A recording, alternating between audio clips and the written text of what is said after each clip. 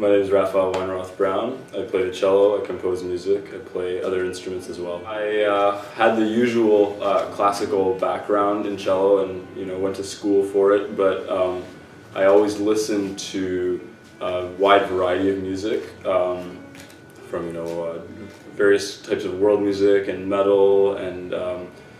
different periods of classical music and just a big mix. So I think that my influences were very close to me throughout studying music, and that had a big impact on my kind of creative personality. So, which I think has always been a part of my work, whether it's playing my own music or other people's music. Yeah, I think there's a very strong influence of music from the Middle East in my writing, but also in my improvised playing and way of expressing things, both written and improvised. So I think that sort of idiom, which I've listened to that music a lot and I've played in that context as well, and is a very strong part of my work, and it's something that's a bit distinctive. And I think also the influence of a lot of modern metal music, especially, and some of the rhythmic techniques that are used by guitars and drums and even like synthesizers and electronic instruments. These are things that I like to try to replicate without necessarily using effects, just playing and trying to create them. But I think there's a certain language, especially between those elements, that has been forming for a while and continuing to explore the possibilities there. The Beethoven sonatas, to be honest, are not my favorite part of the very kind of standard repertoire. I have to say that I'm happy that I was working off of the G minor, because I'm not as big a fan of some of the others, but I think that they're really a cornerstone of the sonata music that we play, and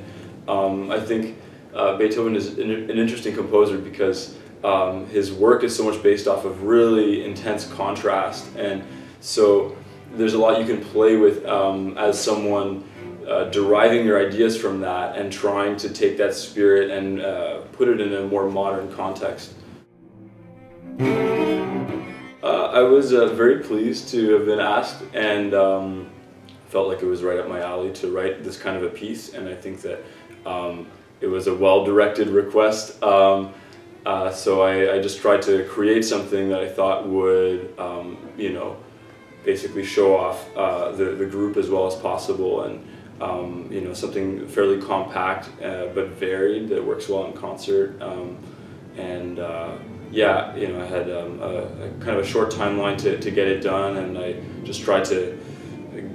be very direct with that statement.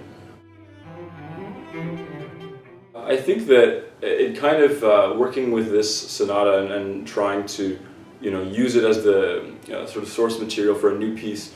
gave me the opportunity to examine it more from a composer's perspective, whereas when you're a musician playing a work, often the priority is the sound that you produce and the technical command of the piece and these kind of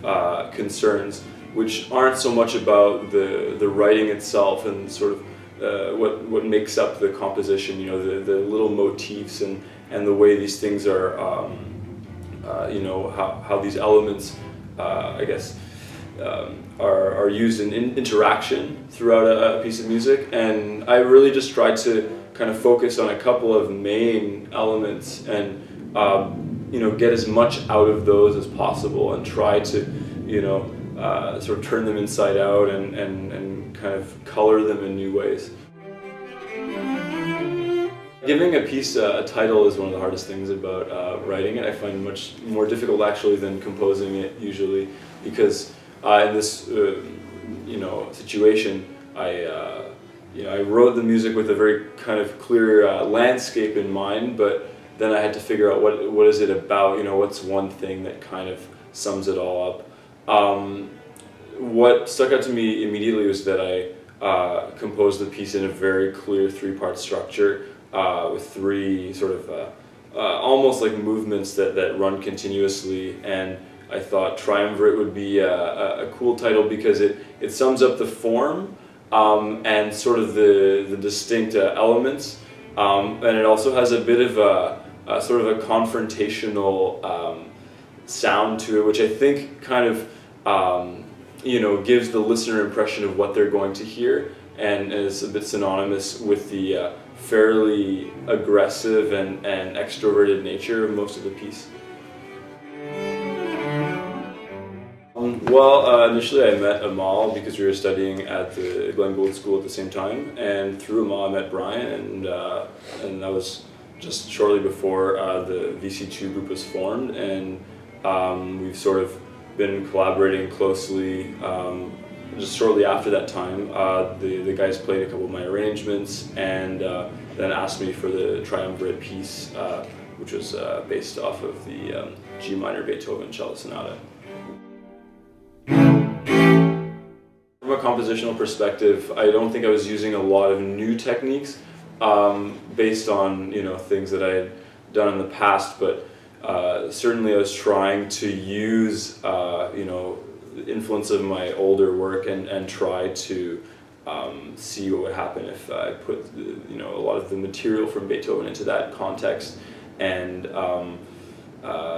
just sort of frame it in a new way. And I think that the interaction with two cellos as opposed to just a single cello or a larger ensemble was actually a bit of a new exploration for me, and it was cool to try and fit as much information, harmonic and rhythmic and information and just overall sound as possible into that combination and see what would come out.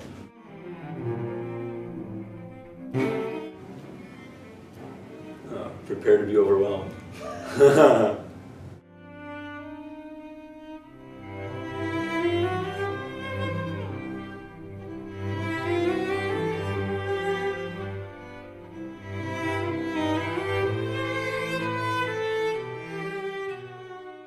It's like Darth Vader's outside. Never forget the time there was like a pretty intense earthquake, and I was listening to Meshuggah but in headphones, but there's like a subwoofer on the floor, and then all of a sudden like everything was shaking, and I was like, oh, it's just the music, and I was like, no, I'm listening in headphones. Wait a second, there's an earthquake. I was like, oh, it's just Meshuggah.